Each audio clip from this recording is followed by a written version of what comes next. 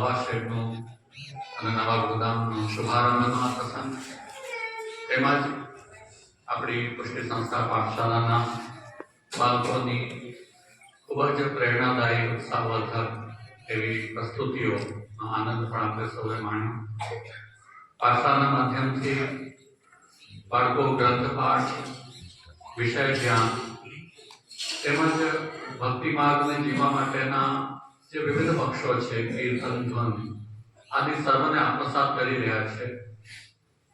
કોઈ પણ માર્ગમાં આપણે છીએ, એ માર્ગની સાધના પદ્ધતિ, એના સિદ્ધાંતોને যদি આપણે જીવનમાં ઉતારીએ તો જે માર્ગમાં આપણો પ્રવેશ અને આપણે માર્ગમાં હોવું એની કોઈ સાર્થકતા સિદ્ધ થતી હોય છે. દીક્ષિત થયા પછી પણ यदि આપણે આપણા વૈષ્ણવ માર્ગના મૂળભૂત સિદ્ધાંતોને, જે પાયારૂપ સિદ્ધાંતો છે, એનું પણ જ્ઞાન પ્રાપ્ત ન કરી શકીએ અને બાલ્યાવસ્થામાં દીક્ષિત થયા પછી આખું જીવન કોઈ પણ બોધ વિના, કોઈ પણ કર્તવ્ય પરાયણતા વિના એની વ્યતીત થાય તો પછી દીક્ષા લીધી કે ન લીધી, પુષ્ટિ જીવ હોવું કે પ્રવાહી જીવ હોવું, એમાં કોઈ અંતર સિદ્ધ નથી થતું. એટલા માટે આપણા સૌ માટે અત્યંત આવશ્યક છે કે આપણે જે ધર્મ સાધનાને જીવી રહ્યા છીએ, જે ધર્મ સાધનાનો સંકલ્પ આપણે કર્યો છે, તેના કર્તવ્યો, તેના સિદ્ધાંતોનું જ્ઞાન પ્રાપ્ત કરીએ. અને આજે પ્રસન્નતા છે કે બાળકો આ અવસ્થામાં, બાલ્યાવસ્થાથી જ આ વિષયનું જ્ઞાન પ્રાપ્ત કરી રહ્યા છે. તો પાઠશાલા માટે કોણ છે સંચાલનમાં શિક્ષક તરીકે? સમનભાઈ પોતે આર્યા. તો બહુ સારી વાત છે. પાઠશાલા ગામમાં શુભારંભ થયો છે. આ પાઠશાલા આ રીતે ચાલતી રહે અને વધારેમાં વધારે બાળકો જે પુષ્ટિ માર્ગીય છે, જે વૈષ્ણવ પરંપરામાં જન્મ્યા છે, કેમ કે આ કોઈ અકસ્માત નથી કે આપણને પ્રભુએ કોઈક એક પરંપરામાં જન્મ આપ્યો છે. આપણા કર્મ અને પ્રભુની કૃપા એનો કંઈક એવો સુમેળ થયો કે જેને કારણે તો માનવ દેહ પ્રાપ્ત થયો અને એમાં પણ આપણને વૈષ્ણવી પરંપરા મળી. તે સૌભાગ્યને સમજીએ, એને માણીએ, એની માટે આવશ્યક છે કે આ પ્રકારનું વાતાવરણ આપણને પ્રાપ્ત થાય, જેમાં સત્સંગ હોય, જેનો આધાર શ્રી વલ્લભની વાણી હોય અને એ વલ્લભના સિદ્ધાંતોને આપણે જીવનમાં ઉતારી શકીએ. પાઠશાલા એક બહુ સુંદર માધ્યમ છે. એ અભિગમ માત્ર બાળકો માટે છે એવું નથી. જે પણ વૈષ્ણવ છે અને વસ્તુતઃ પ્રભુ સામે કે આપણા ગુરુ શ્રી વલ્લભ સામે તો આપણે સદાકાલ બાળક જ છીએ. સદા એવી સહજતા, એવો જ નિર્દોષ ભાવ આપણને આપણા ગુરુ શ્રી વલ્લભ પ્રત્યે અને આપણા ઈષ્ટ પ્રભુ પ્રત્યે હોવો જોઈએ કે અમે આપના બાળક છીએ, આપ કૃપા કરો કે અમે આ માર્ગ પર દ્રઢતાપૂર્વક, નિષ્ઠાપૂર્વક આગળ વધીએ.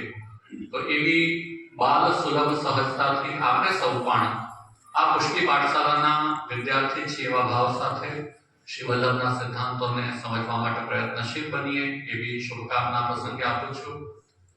ગૌશાળાનો પણ આ એક વિશિષ્ટ પ્રસંગ છે. ખાસ કરીને કાકાજીએ ગામે ગામ જે ગૌશાળાની સ્થાપના કરી અને સૌ વૈષ્ણવો, કેમ કે આપણે કૃષ્ણ ભક્ત છીએ, તો સ્વાભાવિક છે કે પ્રભુની લીલાઓમાં અને આપણા શાસ્ત્રોના ઉપદેશમાં પણ જે ગો મહાત્મ્ય સિદ્ધ થયેલું છે એને અનુરૂપ કૃષ્ણ ભક્ત હોવાના રૂપે આપણું વિશેષ કર્તવ્ય કે આપણે ગોમાતા માટે આપણા બનતા પ્રયત્નથી એમની રક્ષા થાય, એમની સેવા થાય, એની માટે પ્રયત્નશીલ રહેવું જોઈએ. ગામે ગામ ગૌશાળાની સ્થાપના થઈ અને આજે પણ આપ સૌ જે સહજતાથી, ઉત્સાહથી ગૌશાળાનું સંચાલન કરી રહ્યા છો એ માટે પણ અભિનંદન. તેમજ ગૌશાળા વ્યવસ્થાપક સમિતિને પણ શુભકામના કે આ રીતે પ્રગતિશીલ થઈને અને આપણી ગોમાતા માટે, ગોવંશ માટે જે પણ આપણે સુવિધાઓ કરી શકીએ, વ્યવસ્થાઓ કરી શકીએ, એમની પ્રસન્નતા માટે જે કાર્ય થઈ શકે એની માટે પ્રયત્નશીલ રહેજો. કાલે ઉત્તરાયણ, મકર સંક્રાંતિ હતી એટલે વિશેષ પર્વ પણ હતો જેમાં આપણે એમ પણ સહજ દાન આદિ કરવું જોઈએ અને ગોમાતા માટે વિશેષ કાર્ય થવા જોઈએ. તો આવા શુભ પ્રસંગે આ શુભારંભનો પણ અવસર પ્રાપ્ત થયો છે. એ પણ પ્રભુની કોઈ કૃપા છે કે જેને કારણે આ પ્રકારની પ્રેરણા આપણને પ્રાપ્ત થાય છે. બધા વૈષ્ણવનો સહયોગ પણ મળી જ રહ્યો છે, વિશેષ મળતો રહે અને ગોમાતા પ્રસન્ન રહે. આપણા ગામમાં ગોશાલા અને આપણી પાઠશાલા આ બે વ્યવસ્થિત ચાલતા રહેશે ને તો આપણી વૈષ્ણવતા હંમેશા જીવંત રહેશે, જાગૃત રહેશે અને ઉર્જાવાન રહેશે. ઉર્જાવાન એટલા માટે શબ્દ પ્રયોગ કરી રહ્યો છું કે કદાચ દીક્ષાના રૂપે, સમુદાય રૂપે તો આપણને એવું લાગતું રહેશે કે આપણે વૈષ્ણવ છીએ, પરંતુ વૈષ્ણવતાના પક્ષોને જીવનમાં ઉતારવાના સંદર્ભમાં જે ઉર્જા જોઈએ, જે ઉત્સાહ જોઈએ, જે દિશા જોઈએ, એ यदि આ બે પ્રવૃત્તિઓ નહીં હોય ને તો ધીરે ધીરે ક્ષીણ થતી જશે. એટલા માટે ધર્મનો આધાર એવી ગોસેવા અને વૈષ્ણવતાનો આધાર એવું સત્સંગ રૂપ આ પાઠશાલા એ પ્રકારની પ્રવૃત્તિ નિત્ય નિયમિત ચાલતી રહેવી જોઈએ. શ્રી વલ્લભે અત્યંત પરિશ્રમ કરીને આપણે પણ બાળકો દ્વારા પણ જાણ્યું કે શ્રી વલ્લભનું પ્રાકટ્ય થયું, એની પછી વલ્લભને પ્રભુએ બ્રહ્મસંબંધ મંત્ર પ્રદાન કર્યો. 3 વાર ભારત ભ્રમણ પૃથ્વી પરિક્રમા શ્રી વલ્લભે કરી. આપના 84 વૈષ્ણવો થયા, શ્રી ગુસાઈજીના 252 વૈષ્ણવો થયા. આ ગણના વસ્તુતઃ વિશિષ્ટ વૈષ્ણવના હાથમાં છે. તો અનેક વૈષ્ણવ પર શ્રી વલ્લભે પણ કૃપા કરી અને વિઠ્ઠલેશ પ્રભુચરણે પણ કૃપા કરી. તેના પછી પણ અનેક આચાર્યોએ તેમજ વૈષ્ણવોએ પણ આ માર્ગ પ્રવર્તિત થાય, આ માર્ગ પ્રકાશિત થાય, આ માર્ગ આગળ વધતો રહે એની માટે પોતપોતાનું પ્રદાન કર્યું છે. અષ્ટસખાઓએ કીર્તનોની રચના કરી. દયારામભાઈ જેવા આપણા ગુજરાતી ભક્ત કવિ એમણે ધોળપદની રચના કરી. ગોપાલદાસજીએ વલ્લભાખ્યાનની રચના કરી. એટલે આપણને આપણા પૂર્વજોએ એક સમૃદ્ધ વારસો પ્રદાન કર્યો છે. આ સમૃદ્ધ વારસાને ઝીલવું, એને જીવનમાં ઉતારવું, એનું સંરક્ષણ કરવું આ આપણું કર્તવ્ય છે. પૂર્વજોએ એમની આ પરિશ્રમ ન કર્યો હોત તો આપણને આટલો સર્વાંગપૂર્ણ સુંદર માર્ગ પ્રાપ્ત ન થયો હોત. એમણે આટલો પરિશ્રમ કર્યો છે તો કંઈક તો આપણે પણ કરીએ. यदि જ્ઞાનાત્મક ન કરી શકીએ તો કર્માત્મક પણ આપણો સહયોગ અવશ્ય હોવો જોઈએ. એટલા માટે પાઠશાલાની પ્રવૃત્તિ, એમાં સહયોગ આપવો એ પણ એક આપણું પ્રદાન છે. આપણને જે વારસો પ્રાપ્ત થયો છે એના પ્રતિ કૃતજ્ઞતા રૂપે આ પ્રકારની પ્રવૃત્તિમાં જોડાઓ. પુષ્ટિ સંસ્કાર ધામ આ એક મહৎ સંકલ્પ છે. હું આજે બધી પૂર્વથી લઈને અત્યાર સુધીની વાત કરી રહ્યો છું. આ બધાનો નિચોડ એટલે પુષ્ટિ સંસ્કાર ધામ. આપણા મૂળમાં રહેલી પ્રામાણિક સમૃદ્ધિ, આપણને પ્રાપ્ત થયેલો દિવ્ય વારસો અને આપણી આધુનિક પરિસ્થિતિ અને આધુનિક આવશ્યકતાઓ, આનો એક સુભગ સમન્વય એટલે પુષ્ટિ સંસ્કાર ધામ. મૂળથી પ્રારંભ કરીને અને આજની આવશ્યકતા સુધીને જોડતી કડી એટલે પુષ્ટિ સંસ્કાર ધામ. એમ જોઈએ તો આ પ્રકારનું કાર્ય, આ પ્રકારનું નિર્માણ આપણી બહુ પહેલાની આવશ્યકતા છે. ક્યારનું થવું જોઈતું હતું, પણ જ્યારે આપણને એવા સંજોગો મળે અને પ્રભુની એવી કોઈ પ્રસન્નતા હોય ત્યારે જ આવા કાર્યો થતા હોય છે. તો વર્તમાનમાં એવા સંજોગો થયા, પ્રભુએ પ્રેરણા કરી અને પુષ્ટિ સંસ્કાર ધામ નિર્માણ સંકલ્પિત થયું. આપ સૌ ઘણા બધા વૈષ્ણવો ત્યાં ક્યારેક ને ક્યારેક ઉપસ્થિત પણ થયા હશો. કોઈક ને કોઈક કાર્યક્રમમાં પણ આપે સૌએ એનો સાક્ષી પણ થયા હશો. બાળકો પણ કદાચ બાળકો આવ્યા છો પુષ્ટિ સંસ્કાર ધામમાં? નવી પાઠશાલા છે, હવે જોડાજો. તો અદ્ભુત સ્થાન છે. ત્યાં જઈને દિવ્યતાની અનુભૂતિ આપણને સૌને થાય એવું સુંદર સ્થાન છે. અને આપણા સંકલ્પમાં રહેલી દિવ્યતા એ સૌથી મોટું આપણું પ્રેરણા બળ છે કે જેનાથી પુષ્ટિ સંસ્કાર ધામ ખૂબ સુંદર એનું નિર્માણ થશે. નિરંતર એ પ્રગતિ પર છે. આપણી બાજુમાં છે, ત્યારે પણ જઈને આપણે નિહાળી પણ શકીએ છીએ. અને એક ઐતિહાસિક ક્ષણ, એક ઐતિહાસિક કાર્ય આપણી સામે થતું હોય તો એ પણ આપણા માટે પરમ સૌભાગ્યરૂપ હોય છે. કેમ કે આ કાર્ય પહેલા થઈ ગયું હોત તો આપણને એનો અનુભવ થવાનો અવસર ન મળ્યો હોત. આ કાર્ય પછી ક્યારેક થાય તો આપણી ઉપસ્થિતિ હોય કે ન હોય, આપણી સામે થઈ રહ્યું છે. પુષ્ટિ માર્ગના ઇતિહાસમાં આજે પણ જે સર્વત્ર થવું જોઈએ એવું એક કાર્ય આપણા ક્ષેત્રમાં થઈ રહ્યું હોય, આપણે સૌ એને વધારવું જોઈએ.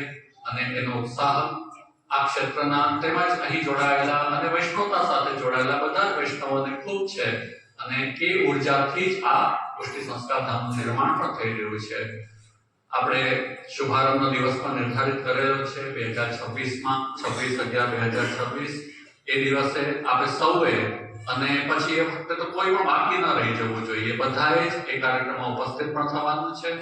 જે પણ વૈષ્ણવોએ એમાં પોતાનો સહયોગ આપ્યો છે એમને પણ હું ભૂરીશ અભિનંદન અને આશીર્વાદ પ્રદાન કરું છું. આપણું કાર્ય છે, આપણા માટે છે, આપણું કર્તવ્ય છે. આપણું જ વર્તમાન એટલે આપણી વૈષ્ણવતા અને આપણું જ ભવિષ્ય, આપણા બાળકો, આપણા યુવાનો, એની માટે એક અનિવાર્ય કર્તવ્ય છે. જેમ લૌકિકમાં આપણે દ્રષ્ટિ રાખતા હોઈએ કે આપણી પાસે જે કંઈ છે એ બાળકોને સારી રીતે આપીને આપણે જઈએ, એ પ્રકારના આપણા અભિગમથી આપણે કાર્ય કરતા હોઈએ, એ રીતે ધર્મ ક્ષેત્રમાં આપણને જે વારસાગત પણ વૈષ્ણવતા પ્રાપ્ત થઈ હોય એને સુંદર રીતે સુશોભિત કરીને અને આપણા વંશજોને આપતા જઈએ એવા અભિગમ સાથે પણ આપણું કર્તવ્ય છે. અને વર્તમાનમાં આપણને પણ વૈષ્ણવનો આનંદ માણવો હોય તેની માટે પણ આ આપણું કર્તવ્ય છે. તેથી એ અભિગમ સાથે સૌ વૈષ્ણવો આ કાર્યમાં જોડાઓ.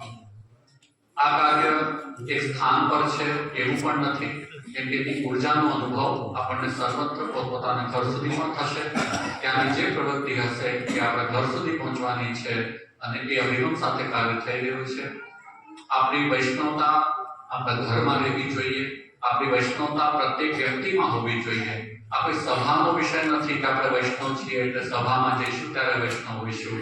સભામાંથી જ્યારે ઘરે જઈશું ત્યારે પણ કઈ વિશેષ ઉર્જા લઈને જઈએ. આપણી ધર્મનિષ્ઠા, આપણી વૈષ્ણવતાને આપણા ઘરમાં ફલિત કરીએ. શ્રી વલ્લભનો તો આ જ માર્ગ છે કે ઘર ઘર નંદ નંદન ફલ ફૂલ્યો. પ્રત્યેક ઘરમાં ભગવાન શ્રી કૃષ્ણ રૂપી ફલ ફલિત થવું જોઈએ. એ ચાહે સેવા રૂપે હોય, સત્સંગ રૂપે હોય, શરણાગતિ રૂપે હોય, પણ કૃષ્ણ કેન્દ્રિત આપણી જે વિચારધારા છે, જે ગીતાનો હાથ આપણા બાળકોએ આપણને સમજાવ્યો, ગીતાનો હાથ એ છે મન્મનાભો મદ્ભક્તો સર્વધર્માન પરિત્યજ્ય મામેકં શરણં વ્રજ. મારો ભક્ત થા, સર્વ ધર્મનો પરિત્યાગ કરીને મારા એકલાના શરણે આવો. આ જે પ્રભુએ ગીતાજીના સાર રૂપે કહ્યું, વલ્લભે એને પુષ્ટિ ભક્તિ માર્ગમાં સહજ રૂપે વણી લીધું. આવો દિવ્ય માર્ગ, આવો પ્રામાણિક માર્ગ આપણને પ્રાપ્ત થયો છે. હવે આપણું કર્તવ્ય એ સૌભાગ્યને આપણે સૌ માણીએ. ઘરે ઘરે વૈષ્ણવતા હોય, ઘરે ઘરે સેવા અથવા સત્સંગ અથવા અનન્ય શરણાગતિ રૂપે પણ કૃષ્ણ ભક્તિ, કૃષ્ણ શરણાગતિનો આ વલ્લભોપદિષ્ટ સિદ્ધાંત સ્પષ્ટ થાય, સ્ફુટ થાય, પ્રકાશિત થાય અને આપણા હૃદયને પ્રકાશિત કરે એવી શુભકામના આપું છું. શ્રી વલ્લભાધીશ.